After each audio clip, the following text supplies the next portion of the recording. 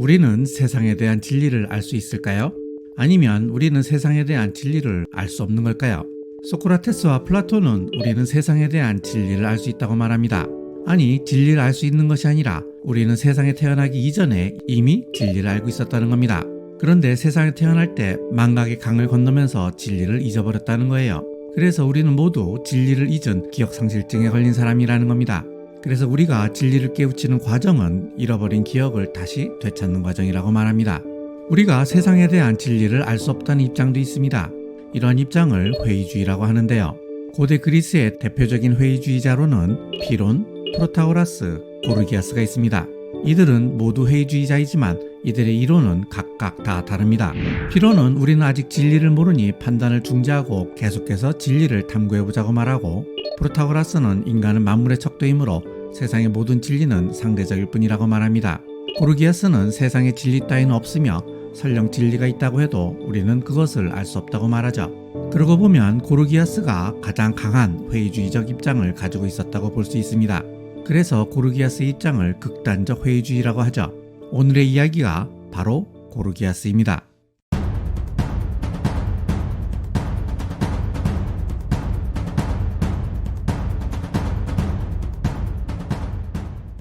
고대 그리스에는 지중해를 중심으로 수많은 도시국가들이 있었습니다. 그러니 도시국가들 사이에 수많은 분쟁이 일어났겠죠. 당시에 그리스의 식민지 도시국가였던 시칠리아의 레온티노이는 이웃 국가인 시라쿠스로부터 공격을 받을 위험에 처해졌습니다. 그러자 레온티노이는 아테나로 사절을 보내서 도움을 요청하게 되는데요. 그때 그 사절로 간 사람이 바로 고르기아스입니다. 그렇다면 레온티노이는 왜 고르기아스를 보냈을까요? 그것은 고르기아스가 사람들을 설득하는 능력이 탁월했기 때문이에요. 그와 대화를 해보거나 그의 연설을 들은 사람은 그에게 설득을 당할 수밖에 없었다고 합니다. 아테네에서 인정받은 그는 전 그리스 지역을 다니면서 연설을 했는데요. 특이한 점은 연설을 하면서 청중들로부터 질문을 받고 즉석에서 대답했다고 합니다. 특히 그는 아테네 델피에서 범그리스인들의 단결을 촉구하는 연설을 했다고 해요. 이때 감동을 받은 사람들이 아폴론 신전에 고르기아스의 황금 조각상을 만들었다고 합니다. 이처럼 대화나 연설을 통해서 사람들을 설득하는 것을 수사학이라고 합니다. 수사학의 원조는 엠페도클레스인데요. 고르기아스는 엠페도클레스의 제자였습니다. 이제 고르기아스의 회의주의에 대해서 봅시다. 고르기아스는 자신의 대표적인 글인 비존재에 관하여에서 다음과 같은 세 개의 명제를 제시합니다. 첫째, 아무것도 존재하지 않는다. 둘째, 설령 어떤 것이 존재한다고 해도 우리는 그것을 알 수 없다. 셋째, 설령 그것을 알 수 있다고 하더라도 우리는 그것을 전달할 수 없다. 즉, 고르기아스는 진리는 존재하지 않으며 진리가 존재한다고 해도 우리는 그것을 알 수 없으며 진리를 안다고 해도 우리는 그것을 전달할 수 없다는 겁니다. 결국 고르기아스는 진리에 대해서 세 개의 장막을 쳐버렸던 겁니다.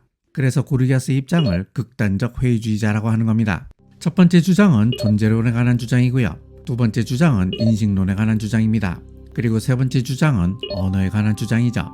따라서 이 세 주장은 철학의 모든 분과를 아우르는 주장이라고 볼 수 있습니다. 고르기아스와 같은 수사학의 대가가 그냥 막무가내로 주장한 것은 아니겠죠. 나름의 논증의 방식으로 제시했습니다. 이제 고르기아스의 명제를 하나하나 뜯어서 봅시다. 고르기아스의 첫 번째 명제는 아무것도 존재하지 않는다는 겁니다. 이 명제를 한번 증명해보죠. 여기에 어떤 것이 존재한다고 가정해봅시다. 그러면 그것은 언제부터 존재하기 시작했을까요?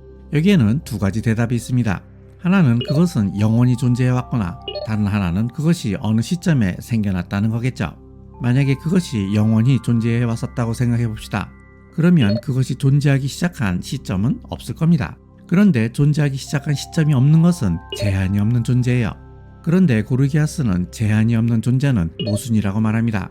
즉, 어떤 것이 영원히 존재한다고 보면 모순에 빠진다는 거예요. 그러면 그것은 어느 순간에 생겨났다고 봐야겠죠. 그런데 만약에 그렇다면 그것은 그것과는 다른 존재로부터 생겨난 것일 겁니다. 그리고 그 다른 존재는 또 다른 존재로부터 생겨난 것일 겁니다. 그리고 그 또 다른 존재는 또 다른 존재로부터 생겨난 것일 겁니다. 이렇게 따라 올라가다 보면 맨 처음에 존재하는 것은 영원히 존재하는 것일 겁니다. 그런데 앞에서 고르기아스는 어떤 것이 영원히 존재한다면 모순에 빠진다는 것을 증명했죠. 따라서 어떤 것이 존재한다고 가정하면 모순에 빠진다는 겁니다. 따라서 그 어떤 것도 존재할 수 없다는 겁니다. 이것이 바로 첫 번째 명제에 대한 증명입니다. 두 번째 명제는 설령 어떤 것이 존재한다고 해도 우리는 그것을 알 수 없다는 겁니다. 이제 이것을 한번 증명해보죠. 우리는 뿔이 하나 달린 유니콘을 상상할 수 있습니다.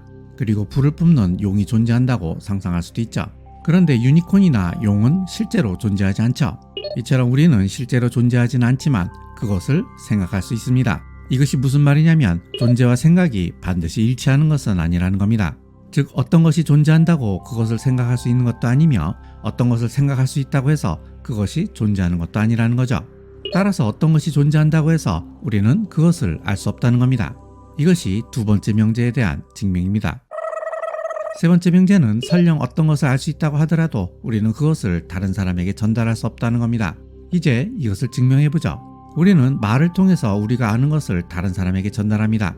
그런데 사실 우리가 전달하는 것은 말이지 우리가 아는 것 그 자체는 아니에요.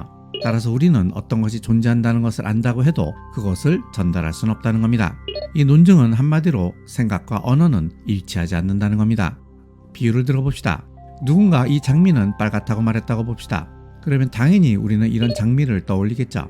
하지만 어떤 사람은 이런 장미, 어떤 사람은 이런 장미, 어떤 사람은 이런 장미를 떠올릴 겁니다.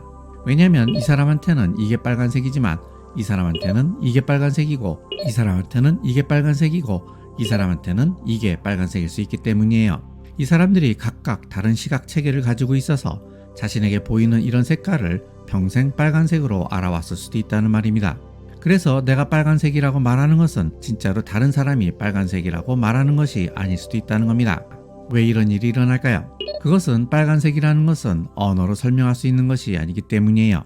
빨간색이라는 관념은 개인의 경험이기 때문이라는 겁니다. 현대 철학에서는 이러한 문제를 감각질의 문제라고 합니다. 이 감각질의 문제가 생각과 언어가 일치하지 않는다는 고르기아스의 세 번째 명제를 설명하는 예시입니다. 정리합시다. 첫째, 고대 그리스의 대표적인 회의주의자로는 프로타고라스, 고르기아스, 피론이 있습니다. 회의주의란 우리가 진리에 대해서 알 수 없다는 입장을 말합니다. 둘째, 고르기아스는 존재, 인식, 언어와 관련하여 극단적인 회의주의적 입장을 가졌습니다.